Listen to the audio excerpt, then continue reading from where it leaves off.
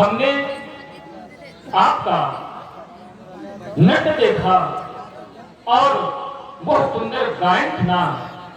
आपके सुंदर नृत्य को देखकर और सुंदर गायन को सुनकर हम इस निर्णय पर पहुंचे हैं कि आप मिथिला की ही नहीं अब समस्त आर्यवर्त की एक श्रेष्ठ नर्तकियों में धन्य है तुम्हारी कला। इस कार्य को देखकर सभी राजदरबारी व देश देशांतर से आए हुए महिपाल और मिथिलावासी सभी मंत्रमुग्ध हो गए।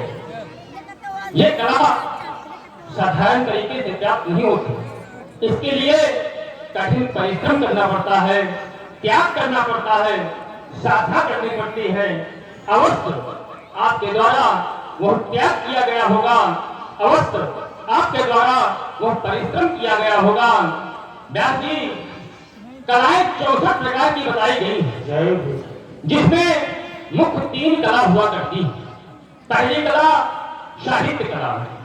इस कला के माध्यम से एक साहित्यकार किसी को सतमार्ग पर चढ़ने के लिए विवश तो कर सकता है, परंतु उसका भाग्य विधाता नहीं बन सकता। दूसरी कला हस्तकला है।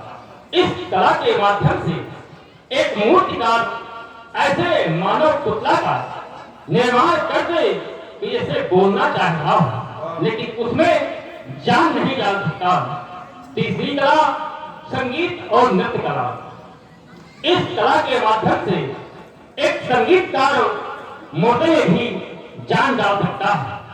किसी विद्वान ने कहा कि निभाए साथ विपदा में, निभाए साथ विपदा में उसे ही मीत कहते हैं, और जो पुरातन से चली आए उसे ही रीत कहते हैं। और डुबो दे भाव सागर में, डुबो दे भाव सागर में उसे ही गीत कहते हैं। और जो रग रग में समा जाए उसे संगीत कहते हैं, उसे संगीत कहते हैं। संगीत की कला पाने के लिए बहुत ही परिश्रम करना पड़ता है, क्योंकि ये जीवन जीना आसान नहीं होता।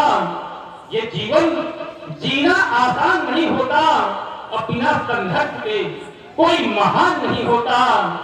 अरे जिस पत्थर पे पड़े ना उस हथौड़ी की चोट, तो कोई भी पत्थर भगवान नहीं होता, भगवान नहीं होता। कहने का तात्पर्य कि जिस पत्थर ने सहन नहीं की उस हथौड़ी की चोट, तो बिखर कर कंकर कंकर हो जाता है।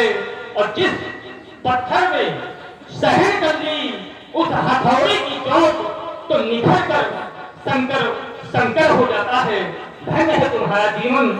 जाओ महलों में विश्राम